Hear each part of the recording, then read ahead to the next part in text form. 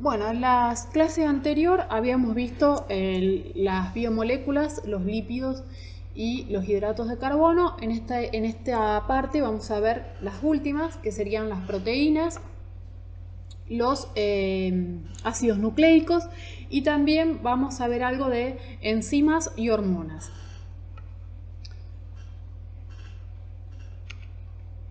Bien, los compuestos orgánicos nitrogenados contienen nitrógeno en su composición. El nitrógeno tiene 5 electrones en su último nivel de energía, por lo que para completar el octeto le faltan 3, los cuales puede conseguir formando 3 enlaces covalentes simples, o uno simple y otro doble, o bien uno triple. Se encuentran dentro de estos compuestos nitrogenados, tenemos a las amidas, que ya los vimos, aminas, tenemos los aminoácidos, los polipéptidos, las proteínas y los ácidos nucleicos. Dentro de las aminas, la que ya las habíamos visto, la más común o la más sencilla es la metilamina, donde el grupo amino está unido a un solo carbono. Esa metilamina se encuentra, por ejemplo, en los peces en descomposición y en la melaza de la remolacha azucarera. La dimetilamina, que es cuando está unida a 2 carbonos, se encuentra en la salmuera de los arenques. La trimetilamina se encuentra en la sangre y en el sudor de las mujeres en el periodo menstrual. En los procesos de descomposición hay ciertas bacterias que alteran las proteínas, produciendo las aminas putresceína, por ejemplo, que sería 1,4 diaminobutano, y la cadaverina, que es el 1,5 diaminopentano, que son las responsables del olor a podrido o del olor desagradable que genera un producto en descomposición. Bien, algunas hormonas, como por ejemplo la epinefrina o la adrenalina, tienen en su estructura la función también amina y son liberadas por el organismo en situaciones cuando uno está en peligro o hay mucho estrés. Las sustancias de origen vegetal y animal, como ser cafeína, que es un estimulante, la nicotina, que es una vasoconstrictora, la morfina, que es una narcótica, la codeína, que se usa como sedante, la efedrina, que es una broncodilatadora, y la atropina, que es un antiespasmódico. También contienen aminas. La anilina también es una amina que se utiliza en la elaboración de colorantes, en barnices y perfumes, en solventes de sustancias, en la vulcanización del caucho, en industria del plástico y en la síntesis de compuestos orgánicos. Muchas de estas aminas son volátiles y producen un olor muy parecido a lo que es el amoníaco, que tiene un olor fuerte. Dentro de las aminas alifáticas, que no tienen anillos, dentro de las aminas tenemos las alifáticas, que no tienen anillos aromáticos. Se tienen diferentes tipos, pueden clasificarse en primarias si están unidas a 2 hidrógenos, en secundaria si tienen un solo hidrógeno, y en terciaria si el nitrógeno no tiene ningún hidrógeno. Acá tienen los diferentes tipos. Primaria, donde la R representa cualquier compuesto carbonado.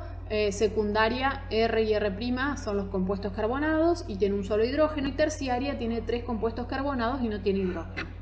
La metanamina y la etanamida son gaseosas, de 3 a 11 átomos de 3 a 11 carbonos, son líquidas, y las restantes son sólidas. El punto de ebullición se va a incrementar en el siguiente orden: primero las primarias, luego las secundarias y por último las terciarias. Por su parte, las aminas aromáticas presentan radicales arilo, también pueden clasificarse en primarias, secundarias y terciarias, pero se encuentran unidos a un anillo. Por ejemplo, tienen esta, es una amina primaria, esta es una amina secundaria porque tiene un solo hidrógeno, y esta es una amina terciaria, no tiene hidrógenos. Se pueden considerar como derivados del amoníaco por sustitución de 1, 2 o los 3 átomos de hidrógeno por radicales alquilo o radicales arilo. Y de ahí sacaríamos las que tienen radicales alquilo son alifáticas, las arilo son aromáticas. Se nombran sustituyendo la terminación O del alcano por amina. Presentan una estructura piramidal con 3 enlaces sp3 y un par de electrones no compartidos. Los sustituyentes distorsionan la pirámide ensanchándola. Esta sería la geometría que tendría la mina, de tipo piramidal. Bien, son compuestos nitrogenados fundamentales. Los aminoácidos, por su parte, son compuestos nitrogenados fundamentales, ya que se unen entre sí para formar las proteínas. Así como los hidratos de carbono tenían los monosacáridos, los aminoácidos, las proteínas tienen a los aminoácidos como su compuesto fundamental. Las bacterias, las levaduras y las plantas son capaces de sintetizarlos a partir de sustancias nitrogenadas inorgánicas, y el hombre y los animales necesitan la provisión de algunos de esos aminoácidos que los ingiere a través de los alimentos que consume. Hay algunos aminoácidos que para el hombre y algunos animales son esenciales o indispensables, y son aquellos aminoácidos que deben ser ingeridos y que el propio cuerpo no los puede fabricar. Esos aminoácidos son la isoleucina, la leucina, metionina, fenilalanina, treonina, triptófano y valina. La carencia de algunos de esos por un periodo prolongado produce ciertos trastornos característicos, generando una determinada enfermedad. Son dispensables, hay otros que son dispensables o no esenciales porque el mismo cuerpo los puede sintetizar. Por ejemplo, la alanina, el ácido aspartico, la cistina, el ácido glutámico, la glicocola, prolina, serina y tirosina. Bien, los aminoácidos, los codificados en el genoma de la mayoría de los seres vivos, son 20 aminoácidos en total: alanina, arginina, asparagina, ácido aspartico, cisteína, fenilalanina, glicina, ácido glutámico, glutamina, histidina, isoleucina, leucina, lisina, metionina, prolina, serina, tirosina, treonina, triptófano y valina.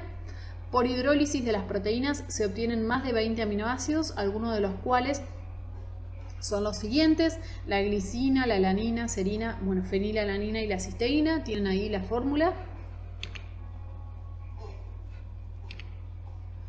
Bien, todos los aminoácidos van a ver que van a presentar un grupo amino y un grupo carboxilo.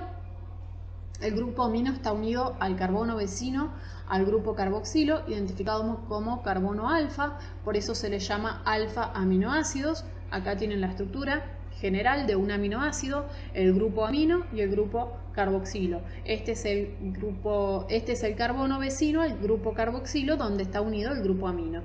Ese carbono se le llama un átomo de carbono alfa. Todos tienen por lo menos un carbono asimétrico. Fíjense que este carbono alfa sería carbono asimétrico porque está unido a 4 grupos distintos, salvo la glicocola. Está unido a un hidrógeno y a R, que es el grupo de la cadena lateral, que va a variar dependiendo del aminoácido de que se trate. Los naturales pertenecen a la serie L y el grupo amino se presenta del lado izquierdo. Son compuestos orgánicos nitrogenados cuyas moléculas presentan grupos funcionales aminos y carboxilos. Esta es la estructura básica de un aminoácido. Bien, los aminoácidos se clasifican en 3 grupos. Tenemos los neutros, que tienen un carboxilo y un amino, por ejemplo la glicocola, la alanina y la cisteína. Tenemos los ácidos, que tienen un grupo amino y 2 grupos carboxilo, por ejemplo el ácido glutámico y el ácido aspartico. Y tenemos los básicos, que presentan 2 o más grupos amino y un carboxilo, por ejemplo la lisina y la arginina. Son sólidos cristalinos, solubles en agua y poco solubles en solventes no polares. Sus puntos de fusión son elevados, tienen cargas eléctricas. El grupo carboxilo puede ceder un protón, mientras que el amino puede aceptar ese protón, porque el nitrógeno tiene un par de electrones sin compartir. Y entonces quedaría el carboxilo, queda como carboxilato, porque pierde un protón, y el amino acepta ese protón, quedando como con 3 hidrógenos y con una carga positiva. En los alfa aminoácidos se encuentra el carboxilo y el amino en posición adyacente, por lo que el protón del carboxilo es transferido al grupo amino. Así, en estado sólido hay una carga positiva y otra carga negativa que se compensan entre sí, por lo que la carga eléctrica neta es igual a 0. Esta sería la fórmula general sucede eso de que no están en posiciones que el carboxilo está acá, sino que el carboxilo está en una posición adyacente. El carboxilato pierde el protón, lo acepta el nitrógeno, este queda con carga negativa y este con carga positiva, pero en sí ambas cargas se compensan, más 1 menos 1, y queda con una carga neta de 0, es decir, neutro sin carga. Los iones positivos y negativos no pueden migrar libremente y constituyen sales internas llamadas ion híbrido o ion bipolar o suiteron. El grupo carboxilato del aminoácido acepta un protón del agua cuando se disuelve en ella y la molécula queda con carga positiva por el nitrógeno, actuando como catión, y en un campo eléctrico migra hacia el cátodo. El grupo amino cede el protón al hidroxilo y la molécula queda con carga negativa, comportándose como anión y migrando hacia el ánodo. En las soluciones acuosas se encuentran en equilibrio las tres formas iónicas. Estas son las tres formas que existen. Una es aceptando, el carboxilo acepta un hidrógeno del agua, entonces queda el nitrógeno con esa carga positiva y de este compuesto va a migrar hacia el cátodo. Esta es la que ya conocíamos, que es el suiteron, donde queda con una carga positiva y una negativa. Y la otra es que el nitrógeno pierde ese hidrógeno de la carga que le estaba generando una carga positiva y queda con la carga negativa del carboxilato. De esta manera se comporta migrando hacia el ánodo. Las tres formas están en equilibrio. Bien, si se agrega un ácido va a aumentar la concentración de protón y casi todo el aminoácido pasa a la forma de catión en equilibrio con una pequeña cantidad de ion bipolar o de ion híbrido, y cuando se agrega una base se incrementa la concentración del hidroxilo y el aminoácido se encuentra como anión en equilibrio con una pequeña cantidad de ion bipolar. Esto es lo que sucede si el pH es neutro. Tengo el ion bipolar que tenía las dos cargas. Si estoy ante un pH ácido, es decir que le agrego ácido, me va a aumentar el catión con carga positiva sobre el nitrógeno o el grupo amino, y si tengo pH básico, es decir que agrego una base, me va a aumentar el anión, es decir que tiene carga negativa sobre el carboxilato. Bien, de acuerdo con el pH formará un catión o un anión, y existe para cada aminoácido un valor de pH en el cual tiene igual tendencia a formar cualquiera de los dos iones y predomina la forma bipolar, lo cual se conoce como punto isoelectrónico. En el punto isoelectrónico las cargas están compensadas y el aminoácido no migra hacia ninguno de los dos polos del campo eléctrico. Como su carga es cero, la solubilidad en agua es mínima y precipita. Los neutros tienen un valor de pH de alrededor de 6, mientras que los ácidos están entre 2 y 5 y los básicos entre 7 y 11. Si el pH del medio es mayor, el aminoácido actúa como anión, mientras que si es menor a su punto isoelectrónico, se comporta como catión. Bien, todos los aminoácidos presentan actividad óptica, que eso ya lo habíamos visto cuando vimos ácidos carboxílicos, y después lo retomamos la clase pasada cuando vimos hidratos de carbono. Bueno, todos los aminoácidos también presentan actividad óptica, salvo la glicocola, porque tiene al menos un átomo de carbono asimétrico. La glicocola no tiene carbono asimétrico. Si desvían el plano de la luz polarizada, hacia la derecha son destrógiros, y de lo contrario también se los llama levógiros y lo hacen hacia la izquierda. El grupo carboxilo puede reaccionar con el grupo amino formando agua y un dipéptido. Es decir, el grupo carboxilo de un aminoácido puede reaccionar con el grupo amino de otro aminoácido para formar un dipéptido, una unión peptídica, y se genera agua. Para nombrarlo se nombra el aminoácido que participa con el grupo carboxilo primero, cambiando su terminación a -il, y luego se agrega el nombre del otro aminoácido. El enlace carboxilo-amino que une a los dos aminoácidos se llama enlace peptídico. También, así como se forma un dipéptido, puede formarse un tripéptido con 3 aminoácidos, bueno, con más aminoácidos, hasta que se puede generar un péptido, cuando se unen muchos aminoácidos, formando así una larga cadena carbonada, una larga cadena de aminoácidos. Bien, esta es la representación de una fórmula de un aminoácido, ¿sí? Está en forma general. Un aminoácido con otro aminoácido se une entre el carboxilo de uno y el hidrógeno del otro.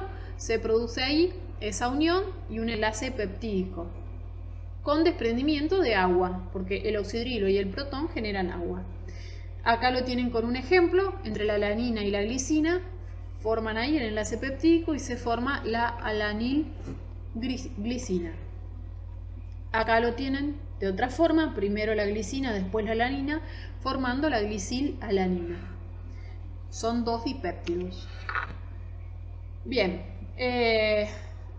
dentro de los péptidos y polipéptidos, los péptidos son compuestos nitrogenados que resultan de la unión de 2 o más moléculas de aminoácidos por enlaces peptídicos. Los oligopéptidos son péptidos constituidos por unos pocos aminoácidos, y los polipéptidos son largas cadenas de aminoácidos unidos entre sí por enlaces peptídicos. Las proteínas, por su parte, son polipéptidos cuya masa molecular supera los 10.000 Dalton. Ese Dalton es una unidad de masa.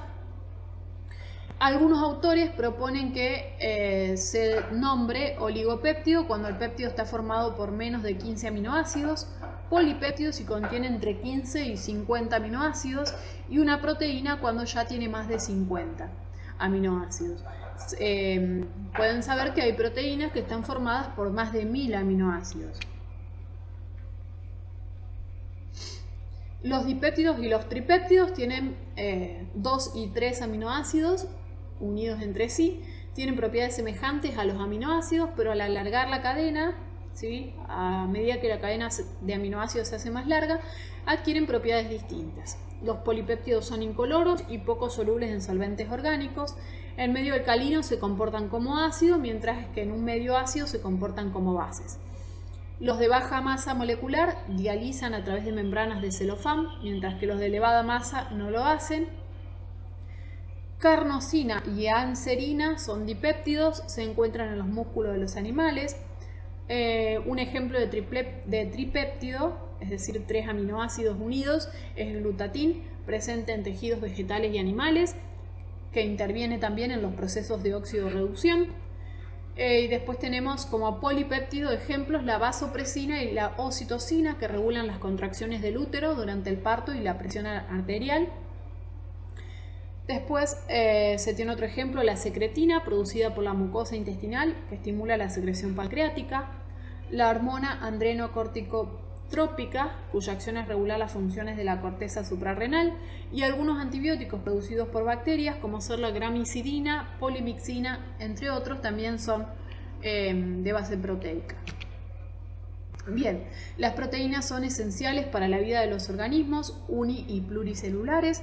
Se pueden mencionar, por ejemplo, la albúmina en el huevo, la mioglobina está presente en los músculos, la caseína está presente en la leche, la seralbúmina y globulinas están presentes en la sangre, gliadina y glutenina están presentes en el gluten.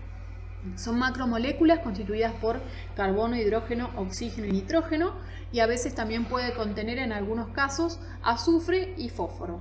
Las masas moleculares son muy elevadas, entre 10.000, por ejemplo un citocromo C, que es una proteína que interviene en la respiración, en el proceso de respiración celular, tiene unos 10.000 Dalton, mientras que los virus, por ejemplo, tienen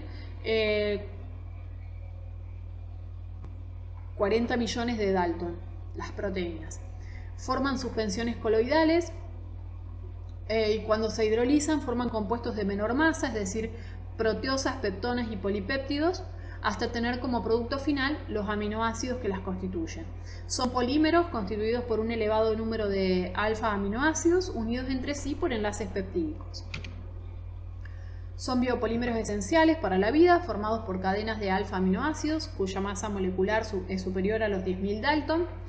Se pueden desnaturalizar, es decir, perder su función por acción del calor, alcohol, ácidos, electricidad, entre otros, y al desnaturalizarse se vuelven insolubles en agua y precipitan. Las plantas y las bacterias fabrican sus propias proteínas a partir de los nitratos del suelo. Los animales ingieren proteínas en los alimentos y las descomponen en sus aminoácidos constituyentes, con los cuales sintetizan sus proteínas. En el hombre se tienen más o menos unos 20 aminoácidos con los cuales se construyen complicadas estructuras de diferentes formas y en distintas cantidades. Cada especie animal o vegetal tiene sus proteínas específicas que no se encuentran en otras especies. Estas se reproducen en todos los individuos de la misma especie y su formación está dirigida por el código genético que está impreso a su vez en el ADN o en el ácido desoxirribonucleico. Las proteínas tienen diferentes funciones. Una de sus funciones es una función estructural. Las células poseen un citoesqueleto de naturaleza proteica que constituye el armazón alrededor del cual se organizan todos sus componentes y que dirige fenómenos importantes. Determinan la fórmula y la estructura de la célula. Una función es enzimática. Las reacciones químicas que suceden en las células requieren proteínas llamadas enzimas como catalizadores. Un catalizador lo que hace es acelerar una determinada reacción química para que se pueda llevar a cabo. Funciones de defensa. En los invertebrados superiores, los anticuerpos y las inmunoglobulinas se encargan de reconocer moléculas u organismos extraños y se unen a ellos para facilitar su destrucción por el sistema inmunitario. Otra función que cumplen es la función de transporte. Por ejemplo, se transporta oxígeno en la sangre para que llegue ese oxígeno a todas las células, los lípidos también a través de la sangre o moléculas polares a través de las membranas. Cumplen una función de movimiento. La contracción del músculo resulta de la interacción de dos proteínas, la actina y la miosina. También cumplen una función hormonal. Las hormonas son sustancias producidas y secretadas por las células que ejercen su acción sobre otras células dotadas de receptores adecuados. Algunas son de naturaleza proteica, como ser la insulina, el glucagón, la hormona del crecimiento y la calcitonina. Otra función que cumplen es la función de coagulación sanguínea. Ahí, por ejemplo, podemos nombrar el fibrinógeno, que es una proteína que posibilita la coagulación de la sangre cuando se produce una herida cortante. Se coagula gracias a esta proteína. Otra función que cumplen es la función de reconocimiento de señales químicas.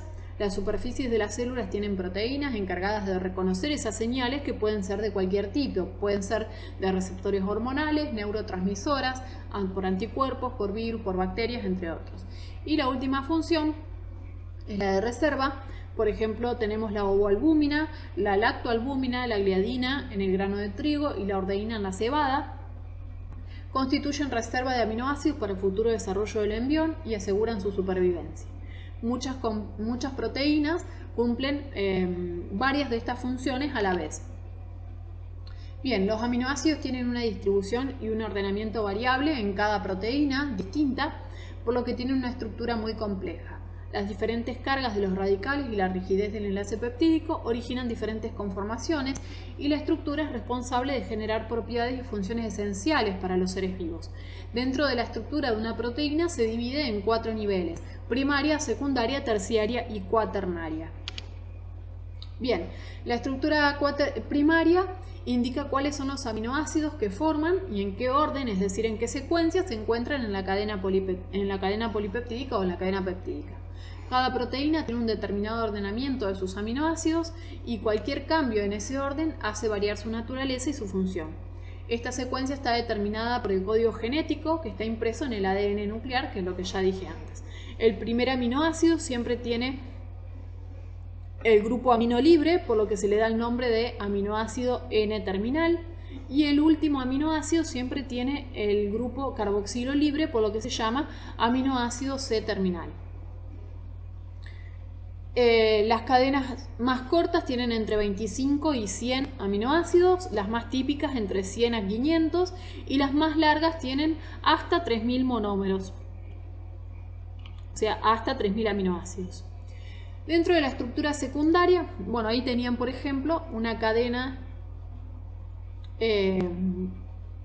peptídica. Esto sería la estructura primaria de la proteína. con su extremo amino libre, el primero, y el último, su carboxilo libre. Bien, la estructura secundaria estudia de qué manera se dispone la cadena polipeptídica en el espacio.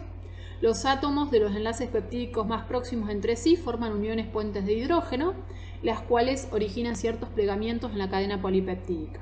Entre los plegamientos que se repiten en sus moléculas se tienen el alfa hélice y la hoja o lámina plegada beta. Esta tendrían acá, los que ahora vamos a desarrollar, la proteína tienen la alfa hélice, ¿sí?, y la hoja plegada beta. Parece también, o sea, esta es una hélice y esta parece una lámina, por eso también se le llama lámina. La alfa hélice, la cadena polipeptídica gira alrededor de sí misma formando un resorte cilíndrico o una hélice. Puede ser destrógira si las vueltas de la hélice giran hacia la derecha. Adquieren esta conformación las proteínas que poseen un elevado número de aminoácidos con radicales grandes e hidrófilos, ya que las cargas interactúan con las moléculas de agua que la rodean. Su estabilidad va a depender de su composición en aminoácidos y de la secuencia de estos. Entre el amino de un enlace y el grupo carboxilo en el enlace situado, encima de él se establece una unión puente de hidrógeno. Estas uniones logran estabilizar toda la estructura alfa hélice. Los grupos R de los aminoácidos se proyectan hacia afuera de la hélice. Cada giro de la hélice recorre 5,4 angstrom y están formados por 3,6 restos de aminoácidos.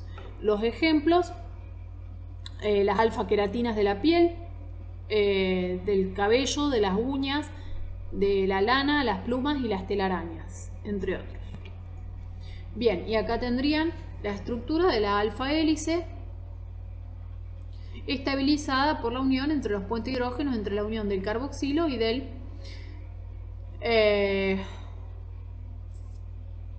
amino. Fíjense que los grupos R se ubican hacia afuera de esa hélice, no hacia adentro. Bien, por su parte la hoja plegada beta, las cadenas tienen pliegues que le dan el aspecto de una hoja plegada. Es una estructura en forma de zigzag provocada por la rigidez del enlace peptídico y la apolaridad de los radicales de los aminoácidos que componen la molécula. Se estabiliza creando puentes de hidrógeno entre distintas zonas de la misma molécula y así adquiere la forma plegada. Intervienen dos cadenas peptídicas unidas por uniones puente de hidrógeno. Las cadenas laterales R se encuentran hacia arriba y hacia abajo del plano de la hoja. Existen las paralelas, en el que todas las cadenas tienen el extremo amino terminal del mismo lado, y las antiparalelas, en las cuales se alterna un amino hacia un lado y el otro hacia el otro. Las antiparalelas son más estables que las paralelas. Un ejemplo puede ser la fibroína, que es la forma que forma la seda natural. Es una fibra muy fuerte, poco extensible y muy flexible, con la cual se fabrica la seda natural. Esta es la estructura de la hoja plegada, de la beta hoja plegada. Fíjense cómo los R van hacia arriba y hacia abajo de esa estructura. Y recuerden que puede ser la paralela o la antiparalela, pero la antiparalela es más estable.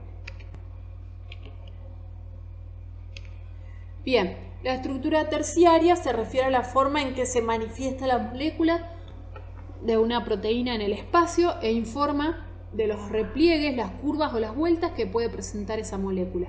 Se pueden distinguir dos clases, una son las globulares o esferoproteínas y la otra son las fibrosas. Las globulares o esferoproteínas es una conformación en forma de ovillo, redondeada y compacta, de aspecto globular, son solubles en agua, contienen los dos tipos de estructura secundaria, es decir que contienen la alfa hélice y la hoja beta plegada, y pueden poseer segmentos que no presentan ninguna disposición regular. Pueden ser un ejemplo los anticuerpos, la mioglobina, que posee 7 dobleces y 8 segmentos de alfa hélice, y las enzimas, entre otros. Esto sería un ejemplo de una proteína de forma globular. Fíjense que parece un ovillo. Bien, y por su parte las fibrosas o escleroproteínas lo que hacen es presentar una estructura filamentosa y alargada. Están constituidas por cadenas polipeptídicas ordenadas de manera paralela que dan lugar a fibras o láminas. Son muy resistentes e insolubles en sistemas acuosos. La función principal de muchas de ellas es proporcionar soporte mecánico a las células y los organismos. Un ejemplo es la alfa-queratina, presente en el pelo, en los cuernos, las uñas y plumas, el colágeno, que está presente en la piel, los tendones, los huesos y los dientes, la elastina, que está presente en arterias y venas, y la fibroína, que forma parte de lo que sería la seda natural. La conformación espacial de una proteína corresponde a su función biológica. Va a depender de la función que tenga, va a tener una determinada conformación espacial. Por ejemplo, es la estructura fibrosa que tiene el colágeno.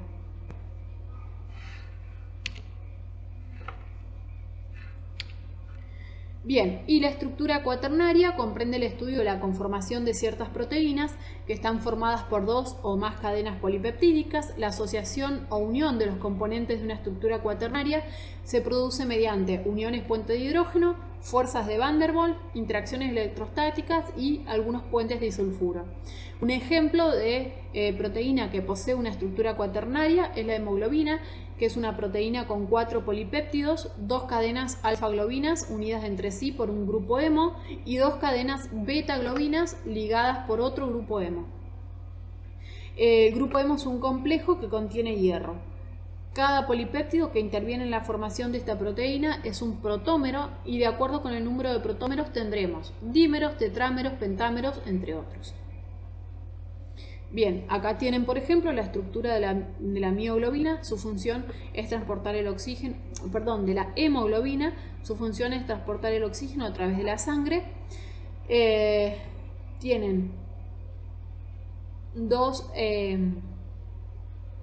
alfa-globinas unidas entre sí por un grupo hemo y dos beta-globinas unidas entre sí por otro grupo hemo. El oxígeno es el que se fija a esos grupos hemo. Bien, acá tendrían entonces un resumen de las 4 estructuras. La cadena o secuencia de aminoácidos sería la estructura primaria. Recuerden que como estructura secundaria tenían la disposición que formaba esa secuencia, que podía ser alfa hélice u hoja beta plegada. Ya después tenían la estructura terciaria, que podía ser globular o fibrosa, y después la estructura cuaternaria, que es el agregado de 2 o más péptidos. Bien, las interacciones en un resumen de las interacciones que pueden estar presentes en las proteínas son los enlaces peptídicos que unen los aminoácidos, los puentes disulfuro, los puentes de hidrógeno entre átomos de la misma cadena o con intervención del agua. Las fuerzas dipolo-dipolo son muy débiles, pero existen miles en una molécula y por eso son de gran importancia para la estabilidad. Las interacciones hidrofóbicas, donde la mayor parte de las proteínas contienen entre 30 y 50% de grupos no polares, casi todos están ubicados en el interior de la molécula, protegidos de su exposición al medio acuoso, y los enlaces electrostáticos que se producen entre grupos cargados de las proteínas. Dentro de las propiedades de las proteínas, las simples son sólidas e incoloras, las fibrosas son insolubles en agua, pero las globulares son insolubles en solventes orgánicos. Forman dispersiones coloidales, tienen un punto isoelectrónico, que es el valor de pH en el que se comportan como iones bipolares y no manifiestan carga eléctrica. En la mayoría el valor es menor a 7. Cuando una proteína se encuentra en un líquido cuyo pH es igual a su punto isoelectrónico, presenta el mínimo de solubilidad y precipita o flocula en dicho líquido. Esta propiedad es usada para aislar a las proteínas, y en electroforesis, donde sí el pH es mayor, la proteína se comporta como anión, migrando hacia el ánodo, y si es menor se comporta como catión, yendo hacia el cátodo. Bien, se puede producir una desnaturalización de las proteínas, eso es otra de las propiedades. Las proteínas pierden su estructura secundaria y terciaria, quedando solo la cadena peptídica total o parcialmente desplegada. De esta manera no cumplen ninguna de sus funciones biológicas o lo hacen de modo deficiente. Algunos de los factores causantes de esa desnaturalización pueden ser físicos, si es el calor, la electricidad, las radiaciones, los cambios bruscos de pH, o pueden ser químicos, pueden ser, por ejemplo, ocasionados por un ácido fuerte, disolventes orgánicos, sales de metales pesados, las sales neutras. Esa desnaturalización puede ser reversible, pudiendo volver a su estado. Si es reversible, la proteína va a volver a tener su conformación natural o su conformación nativa y luego de precipitar se redisuelve, o si no, va a ser irreversible y en ese caso se produce una coagulación con la pérdida total de su estructura y nunca va a volver a tener la conformación nativa que tenía antes. Bien, el reconocimiento de las proteínas se hace a través de reacciones de precipitación. La más usada es la coagulación por calor. Coagulan al ser calentadas en un medio salino y a un pH determinado para cada una de ellas. Y otras son reacciones de coloración, donde por ejemplo tienen la reacción del Biuret. Consiste en el agregado de una solución de sulfato de cobre a una solución alcalina de proteína y aparece un color azul-violeta debido a los enlaces peptídicos. Otra es la reacción xantoproteica, que se produce al poner en contacto ácido nítrico concentrado con una solución de proteína, observándose una coloración amarilla, y esta reacción es propia de las proteínas formadas por aminoácidos que poseen núcleos aromáticos. Bien, las proteínas se pueden clasificar de distintas maneras. Una es simple u holoproteínas, están formadas solo por alfa-aminoácidos, por ejemplo la albúmina, la globulina, glandinas o prolaminas, histonas, glutelinas, escleroproteínas y las protaminas. Conjugadas o heteroproteínas, que están formadas por una proteína simple unida a un compuesto de naturaleza no proteico llamado grupo prostético. Un ejemplo es la proteína, que recuerden, un ejemplo es la hemoglobina, que si se acuerdan tenía un grupo hemo, que era el que transportaba el oxígeno. Lipoproteínas, donde tengo la proteína unida a un lípido. Glucoproteínas, donde tengo la proteína unida a un hidrato de carbono. Nucleoproteínas, fosfoproteínas, la proteína está unida a un grupo fosfato. Y metaloproteínas, donde las proteínas están unidas a un metal. Otro tipo de proteínas son las derivadas, son los productos de la hidrólisis parcial de las proteínas por acción de ciertos agentes, por ejemplo las proteasas, peptonas y polipéptidos. Bien, algunas proteínas tienen una actividad enzimática, es decir, son catalizadores o biocatalizadores. Tienen como principal función acelerar la velocidad de las reacciones químicas que se producen dentro de los seres vivos, por eso se les llama biocatalizadores, porque están dentro de los seres vivos. Pueden actuar dentro y fuera de la célula, ya que son secretadas por estas al ambiente que las rodea. Un ejemplo es la tialina, que está presente en la saliva, la pepsina está presente en los jugos gástricos y la lipasa, que está presente en los jugos pancreáticos. Son biocatalizadores de naturaleza proteica, que lo que hacen es acelerar las reacciones químicas que se realizan en los seres vivos. Cada enzima actúa solamente en una determinada reacción química, por lo que son específicas. La sustancia sobre la cual actúa la enzima se llama sustrato. Son más activas entre los 20 y los 40 grados centígrados, por debajo de 20 su acción se inhibe y a más de 40 pierde su poder enzimático, mientras que por arriba de los 50 se desnaturalizan. Bien, la sustancia transformada mediante una enzima se llama sustrato, eso ya lo dije. El catalizador es toda sustancia, ion o molécula que interviene en la ecuación cinética de una reacción, es decir, influye en la velocidad pero no en su ecuación estequiométrica. Antes de transformarse en productos, los reactivos pasan por un estado de transición llamado estado activo. Si la energía de activación es mucho mayor que la energía de los reactantes, la reacción puede ser tan lenta que no evidencia formación de productos. La función del catalizador es proveer un mecanismo diferente en el cual la energía de activación sea sensiblemente menor. Esta sería una gráfica donde estaría comparando una reacción que tenga una energía de activación elevada y la función del catalizador lo que estaría cumpliendo es que haga o encontrar que la reacción tenga una menor energía de activación para que se pueda producir. Las enzimas suministran nuevas rutas con menor energía de activación, lográndose así velocidades de reacción adecuadas. para que los procesos biológicos sucedan y hagan posible la vida, el crecimiento y la reproducción de un individuo. Bien, hay enzimas que son proteínas simples cuya hidrólisis total solo da aminoácidos, por ejemplo la alfa-amilasa, la pepsina, tricina, la ureasa. Y hay enzimas que para ejercer su actividad catalítica requieren de una parte no proteica, que ya lo dije antes. En ciertos casos esa parte se encuentra unida a la cadena polipeptídica constituyendo un conjunto, es lo que se nombra como grupo prostético. Un ejemplo es la catalasa.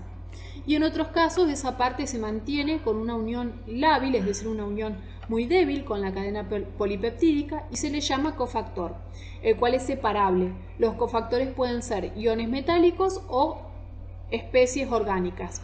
En el caso de que sean especies orgánicas se les llama también coenzimas. Un ejemplo es la transaminasa, la descarboxilasa. Bien. El sistema enzimático es un sistema formado por tres componentes cuya interacción permite la reacción del proceso enzimático. Por un lado tenemos el sustrato, que es la sustancia cuya transformación está catalizada por la enzima, la apoenzima, que es la proteína que constituye la enzima propiamente dicha, y el cofactor es la estructura no proteica necesaria para que se produzca la actividad enzimática. Se agrupan en 6 clases principales. Todas las enzimas, para poder nombrarlas, se agrupan en 6 clases principales y cada una se divide en subclases. El nombre está muy relacionado a la reacción sobre la cual van a actuar con el agregado del sufijo asa. También se le asigna un número de clasificación que la identifica. Por ejemplo, un nombre trivial es la hexoquinasa, ¿sí? Su nombre sistemático es D-hexosa 6-fosfotransferasa.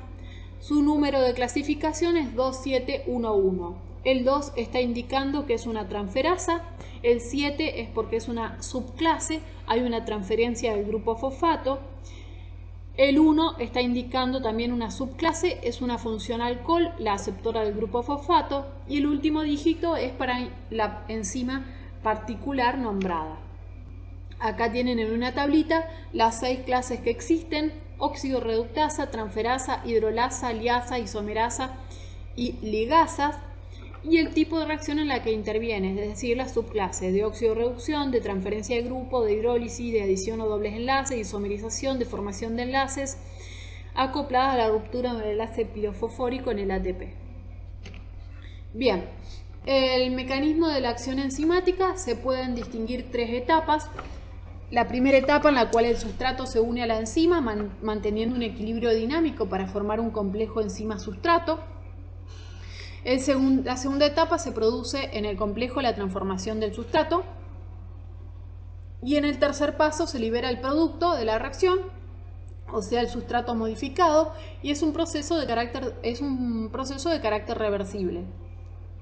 Simbolizado de alguna manera tienen el primer paso, el sustrato más la enzima, el segundo paso es el complejo enzima-sustrato y el tercer paso es la enzima más el producto que sería el sustrato modificado. En las moléculas de enzima existe un solo lugar que interviene en la reacción, el cual se llama sitio activo o centro activo. Bien, hay un mecanismo de la acción enzimática, ese mecanismo es el modelo de Koshland.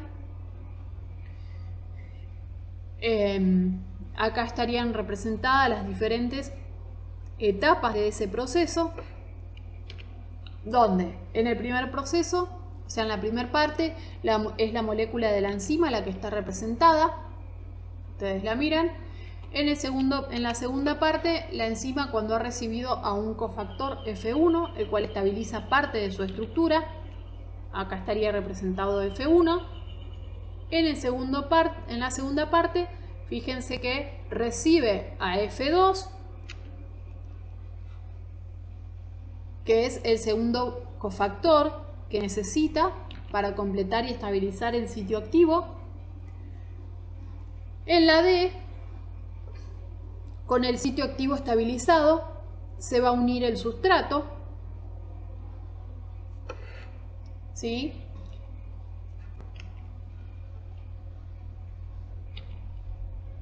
En la E está representado la transformación de ese sustrato en productos P1 y P2, y en la F se liberan los productos P1 y P2 y los cofactores F1 y F2, y la enzima vuelve a su estado nativo, es decir, vuelve a estar libre como en A para poder volver a hacer otro ciclo si lo necesita.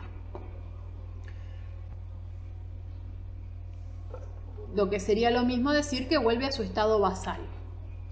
Bien, hay ciertas sustancias o ciertos compuestos que se les llaman inhibidores. Cuando ciertas sustancias ocupan el sitio activo de una enzima y se fijan tan fuertemente a otros grupos funcionales del mismo, que no pueden ser desplazados, esas sustancias inhiben la acción enzimática por competencia con el verdadero sustrato, es decir, en vez de unirse al sustrato, se une una sustancia diferente al sustrato, que es muy parecida a ese sustrato, y lo que hace es inhibir la actividad enzimática. A esas sustancias se les llaman inhibidores competitivos. No permite que se produzca la actividad enzimática por alguna razón determinada. La conformación particular del sitio activo y la naturaleza de los grupos funcionales determinan la especificidad del sustrato de la enzima y se denomina actividad específica a la cantidad de micromoles de sustrato transformado por minuto y por miligramo o mililitro de sistema que contiene la enzima. La actividad enzimática va a depender de varios factores. Una es la concentración del sustrato. La velocidad de reacción aumenta a medida que aumenta la concentración de sustrato hasta alcanzar un punto que sería la velocidad máxima. A partir de esa velocidad, todas las moléculas de la enzima están combinadas con el sustrato, o sea que la enzima está saturada, y un nuevo aumento en la concentración de sustrato carece de efecto sobre la velocidad de la reacción. Acá tienen representado en una gráfica la velocidad de reacción y la concentración de sustrato. Fíjense que va a aumentar hasta que alcanza la velocidad máxima. Una vez que alcanza la velocidad máxima, al agregar con cierta concentración de soluto, no va a cambiar. Perdón, acá está en medio de la velocidad máxima. Acá está alcanzada la velocidad máxima. Luego, la curva se aplana y si aumenta la concentración de sustrato, no va a tener ningún efecto sobre la velocidad de reacción. Otro de los factores que influye es el pH. La mayoría solo ejerce su acción catalítica específica dentro de un rango determinado de pH, usualmente entre 5 y 8. El pH al cual la velocidad de reacción es máxima a una dada temperatura se llama pH óptimo. Ahí tienen representado la gráfica de la actividad enzimática en función del pH para dos tipos de enzima. En el punto máximo se encuentra el pH óptimo para cada una de esas enzimas. Bien, otro de los factores es la temperatura. Las temperaturas óptimas de las diferentes enzimas se aproximan a la del medio biológico en el cual actúan. Los activadores, cualquier factor que permita atraer al sustrato a su centro activo, estaría actuando como un activador de la actividad enzimática. Pueden ser iones, grupos protéticos o coenzimas. Y los inhibidores, que son sustancias que van a inhibir o impedir esa actividad enzimática. Algunos incluso pueden llegar a desnaturalizar a las enzimas. Las hormonas, tenemos el sistema endocrino, que comprende un conjunto de células que elaboran mensajeros químicos, es decir, esos mensajeros serían las hormonas, que son transportados por la sangre y ejercen su acción lejos de su lugar de origen. La regulación y coordinación de las funciones del organismo se efectúan por mecanismos nerviosos y hormonales. Existen dos tipos de glándulas: las glándulas exócrinas, que secretan las sustancias que elaboran al exterior del organismo por medio de conductos, y las glándulas endocrinas, que son las que secretan las sustancias que elaboran, es decir, las hormonas, al torrente sanguíneo. No tienen conductos para poder secretarse. Algunas hormonas son proteínas, mientras que otras no. Algunas poseen moléculas simples y otras más complejas. Una pequeña cantidad de hormona puede tener un profundo efecto sobre el organismo. Bien, las hormonas se caracterizan porque actúan en pequeñas dosis, tienen un efecto regulador sobre el metabolismo. La producida por una especie animal actúa de igual manera sobre cualquier especie, cumplen su función lejos del lugar donde fueron producidas. Son sustancias producidas por células especializadas, cumplen su acción a distancia por vía humoral y son más de 200 las hormonas que se conocen. El sistema nervioso se halla muy relacionado con el endocrino. Dentro de las principales glándulas endocrinas en el cuerpo humano tenemos las hipófisis, las tiroides y paratiroides, las suprarrenales, el páncreas y las gónadas, que tenemos los ovarios en el caso de las mujeres o los testículos en el caso de los hombres. Todas elaboran más de una hormona. Algunas tienen estructura química derivada de aminoácidos, otras son de carácter peptídico y otras son derivadas de esteroides. Una clasificación fisiológica: las hormonas provenientes de la hipófisis se clasifican en anterior si son adenohipófisis, por ejemplo la somatotrofina, en posterior si son de la neurohipófisis, ejemplo la vasopresiva. Las suprarrenales pueden ser de la médula o de la corteza, por ejemplo de la médula tenemos la adrenalina y de la corteza la aldosterona. Los ovarios, ejemplo la progesterona. Dentro de los testículos tenemos la testosterona. En el páncreas se puede nombrar la insulina y en la tiroides la tiroxina. Se pueden clasificar en derivados de aminoácidos de naturaleza peptídica y en esteroides, dependiendo de la composición química que tengan.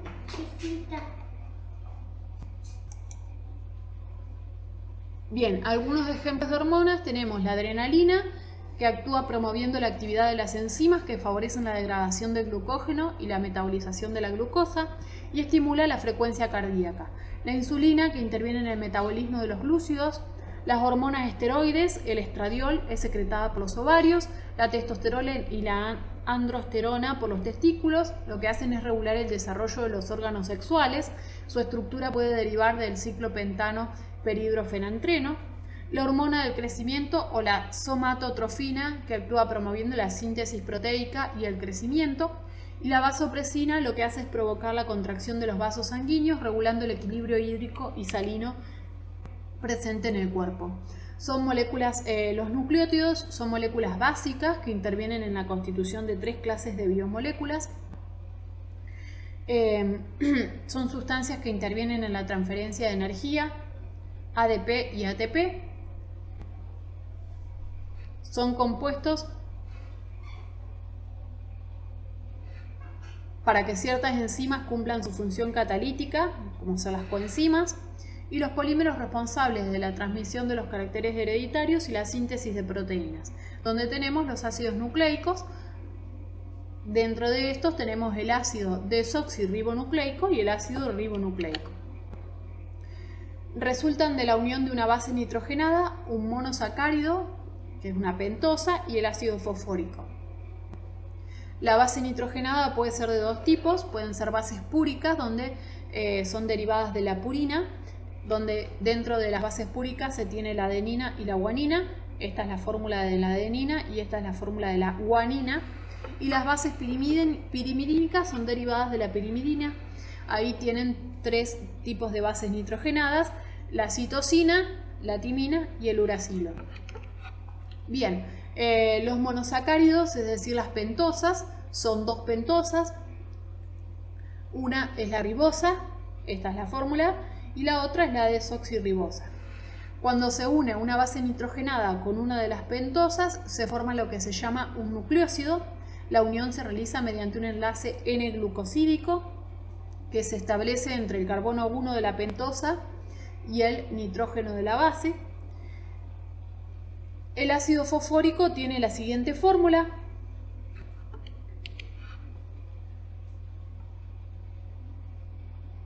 son metabolitos importantes que participan en muchas funciones celulares, como ser precursores de los ácidos nucleicos, almacenes de energía, agentes de transferencia de grupos, mediadores de la acción hormonal y neurotransmisora. Esta es la fórmula básica de un nucleótido. Tienen la base nitrogenada, ¿sí?, que puede ser cualquiera de las que dije antes: adenina, timina, guanina, citosina u uracilo. El azúcar, que sería la pentosa, puede ser ribosa o desoxirribosa. Y el fosfato. El azúcar unido a la base nitrogenada y a su vez el azúcar unido al fosfato. Bien, el grupo fosfato de un nucleótido puede unirse al hidroxilo del carbono 3 de la pentosa de otro nucleótido, formando un dinucleótido y agua. También puede formarse trinucleótido o largas cadenas llamadas polinucleótidos.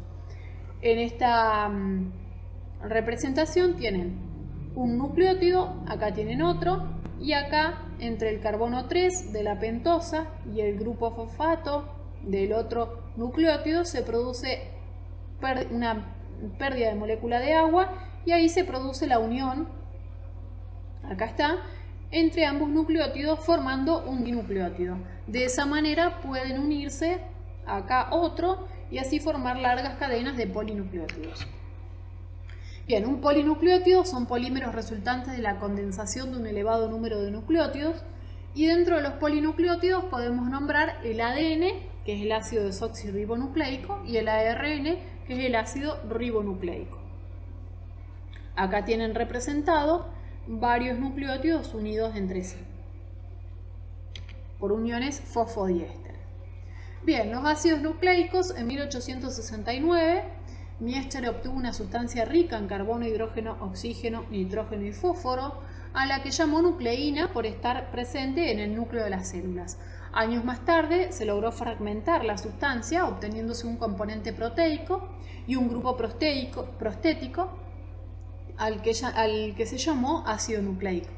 En 1930, Cossel comprobó que se trataba de una estructura muy compleja y en 1953, Watson y Crick descubrieron la estructura tridimensional del ADN, es decir, del ácido desoxirribonucleico, y los ácidos nucleicos que han encontrado son dos, el ADN y el ARN. El ADN está en el núcleo de las células, constituyendo el material esencial de los cromosomas y es la base química de la transmisión de los caracteres hereditarios, mientras que el ARN es abundante en el citoplasma, en los ribosomas y en pequeñas cantidades en el núcleo. Su función es dirigir la síntesis de proteínas en base a la información codificada que está presente en el ADN. Son biopolímeros formados por los monómeros llamados nucleótidos y son responsables de la transmisión de los caracteres hereditarios y de la síntesis de las proteínas. La estructura del ADN está formado por dos cadenas de nucleótidos enrolladas en forma de doble hélice.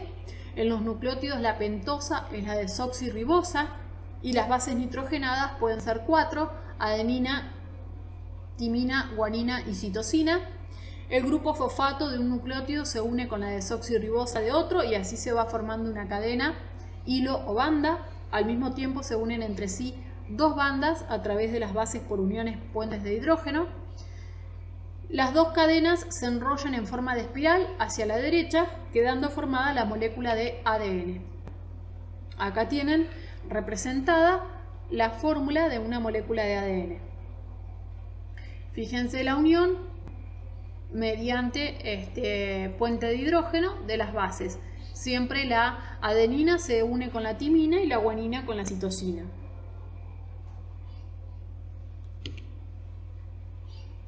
Las dos barandas, esto es como si fuera una estructura en escalera, ¿sí? En escalera de caracol. Baranda le llama a esto acá y luego le llama peldaño a la unión entre las bases. Bien, dice que las dos barandas están formadas por desoxirribosa y ácido fosfórico y los peldaños por pares de bases nitrogenadas. Lo que ya dije antes, las uniones se producen de las bases entre puentes de hidrógeno, entre timina y adenina y citosina con guanina. A la doble hélice se le fijan las proteínas, formando un complejo llamado fibrilla nucleoproteica. Luego esas fibrillas se enrollan de modo diferente en las distintas especies de seres vivos. En muchos casos primero se aparean, luego se enrollan como un hilo trenzado y finalmente se retuercen formando las asas características. Así se forman las cromátides que se encuentran en los cromosomas. Esta sería la hebra, ¿sí? Donde después se aparean, luego se enrollan, en algunos casos se enrollan como una trenza y luego se superenrollan como si fuese la estructura que después forma parte de las cromátides o de los cromosomas, de las asas que forman las cromátides de los cromosomas. Es como agarrar una gomita elástica y superenrollarla, o sea, primero enrollarla y después superenrollarla para que tengan una idea de cómo sería más o menos ese enrollamiento. Bien, la cantidad de timina es similar a la de adenina, mientras que la de guanina es similar a la de citosina. Entre esas bases pueden formar pares unidos por uniones de hidrógeno. Entre la guanina y la citosina se forman 3 uniones de hidrógeno, que ahí están representadas, mientras que entre la adenina y la timina se forman 2 puentes de hidrógeno. Nunca se va a poder producir la unión entre adenina y citosina o entre grupos distintos. Siempre adenina con timina, citosina con guanina. Así. Las cadenas de ADN deben ser opuestas, o sea, las 2 hebras deben ser opuestas o antiparalelas para poder existir en la estructura. En un extremo tiene que estar el 5' y en el otro el 3'. Si ustedes vuelven a la estructura que yo les mostré, tiene 5' con 3' y en el otro extremo tiene el que tenía 5' tiene 3' y el que tiene el 3' acá tiene el 5' abajo. Tienen que ser antiparalelas. Bien, la distancia entre las 2 bases en la misma cadena es de 0,34 nanómetros y el largo de una vuelta de hélice es de 3,4 nanómetros. En cada vuelta de hélice hay 10 nucleótidos cuando el ADN está en solución y si ocurre una deshidratación, es decir, una pérdida de agua, las cadenas de la doble hélice se acercan más y como consecuencia caben o entran 11 nucleótidos por vuelta de cadena. La estructura del ADN es independiente de la secuencia de bases que tenga. Los cromosomas se encuentran en el núcleo de las células. Cada especie tiene un número determinado de cromosomas. En el hombre son 46 cromosomas. Son los responsables de la transmisión de los caracteres hereditarios. Esto es una imagen donde se representa el núcleo y ahí están los cromosomas. Bueno, y después cada uno de esos cromosomas está formado por el ADN. Bien, están formadas por una sola cadena. La estructura del ARN, que es el ácido ribonucleico, están formadas por una sola cadena de nucleótidos, los cuales están formados a su vez por ácido fosfórico, el monosacárido ribosa en lugar de desoxirribosa, y una base nitrogenada que puede ser adenina, uracilo, citosina o guanina. A diferencia del ADN, no tiene timina. El grupo fosfato de un nucleótido se une con la ribosa de otro y forma una cadena simple. Esta sería el nucleótido que podría formar parte de la estructura del ARN y acá tienen varios nucleótidos de ARN unidos entre sí.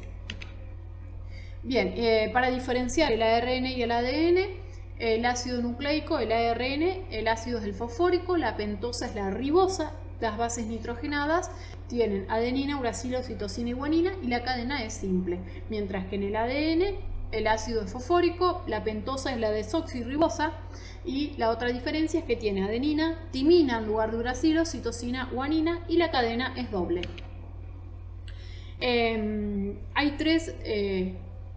Se pueden encontrar 3 tipos de ARN. Tenemos el ARN mensajero, que se forma en el núcleo de las células a partir del ADN, el ARN ribosomal, que constituye los ribosomas. Esos ribosomas están formados por 65% de ARN y 35% de proteína. Están formados por 2 subunidades, una es más grande que la otra. La más grande posee 2 especies de ARN y la más pequeña tiene una sola molécula de ARN. Las moléculas de ARN están interaccionando con las proteínas, se encuentran completamente plegadas, dando lugar a la estructura del ribosoma. Y el otro tipo de ribosoma es el ARN de transferencia, que se encuentra libre en el citoplasma y lleva los aminoácidos al citoplasma. Cada uno tiene una estructura adaptada a la función que realizan. En la imagen tienen representado un ribosoma donde tienen la subunidad grande y la subunidad pequeña de ARN. De ribosoma. Las funciones de los ácidos. Bueno, una de las funciones es la autoduplicación del ADN o replicación. Es el proceso por el cual una molécula de ADN se forman 2 moléculas hijas idénticas a la original. Es un proceso enzimático complejo en el cual primero se separan las 2 cadenas que forman la molécula de ADN y luego cada una de esas cadenas genera la cadena complementaria igual a la que se ha separado. Este proceso me queda generando 2 moléculas hijas completamente igual a la original. Bien, otra de las funciones es la síntesis de proteína, donde cada especie contiene un conjunto particular de moléculas que se mantienen invariables. La síntesis comprende 2 etapas. Por un lado tenemos la transcripción y por el otro la traducción. La transcripción ocurre dentro del núcleo de la célula y esta etapa se sintetiza el ARN mensajero que lleva a los ribosomas la información sobre cómo debe ser la proteína que deben fabricar. Se ha comprobado que 3 bases consecutivas codifican un aminoácido que formará la futura proteína. Solo hay una porción de ADN que contiene la información para elaborar la proteína. Esa porción está formada por segmentos llamados genes. La relación entre la secuencia de bases nitrogenadas de la cadena y los aminoácidos que deben intervenir en la formación de una proteína se llama código genético. El código genético entonces es la secuencia de nucleótidos del ARN mensajero que informa la serie de aminoácidos que deben sintetizarse para formar una proteína. Hay 64 combinaciones posibles de 3 bases en la cadena de ADN, por lo tanto más de una combinación codifica más de un aminoácido o ninguno. Hay algunos codones, que son los tripletes, que son de terminación. Acá tienen las 64 combinaciones posibles para cada uno de los aminoácidos. Fíjense, por ejemplo, estos dos, fenilalanina, estos dos para leucina, todos estos para leucina, y así sucesivamente. Estos acá, por ejemplo, no codifican para ningún aminoácido, sino que solamente son codones de terminación. Bien, la transcripción es el mecanismo por el cual una fracción de la molécula de ADN, el gen, origina una molécula complementaria de ARN mensajero que se dirige a los ribosomas para producir proteínas. La información contenida en el ARN mensajero surge de las 4 bases nitrogenadas. Cada triplete, ¿sí? Es decir, cada 3 bases nitrogenadas, se produce un aminoácido. A ese triplete se le llama codón y se permite traducir la secuencia de aminoácidos. La traducción, el ARN mensajero que contiene el mensaje codificado se ubica en los ribosomas, donde es traducido para establecer el orden de los aminoácidos que van a constituir la proteína. Con los aminoácidos que aporta el ARN de transferencia dirige la formación de la proteína.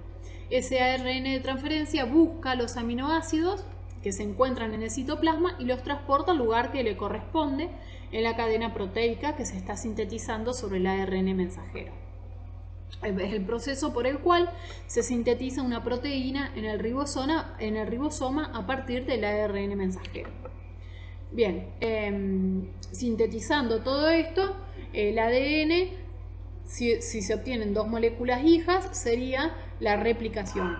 Y luego del ADN obtengo el ARN mensajero, esa sería la transcripción, y ese ARN mensajero permite, mediante la traducción, sintetizar la proteína. Esas proteínas van a ser estructurales y enzimáticas. Las enzimáticas se utilizan en el metabolismo de las células y las estructurales en la estructura de las células. En algunos casos pueden ser que se produzca una mutación, que es cuando una base nitrogenada se cambia por otra durante la reproducción celular y entonces la molécula hija de ADN no es idéntica a la original. Eso se llama mutación, lo cual puede ocasionar diferentes consecuencias como la inutilidad completa de la proteína y lo que va a generar en el tiempo va a ser una enfermedad de tipo genética, como por ejemplo la anemia falciforme.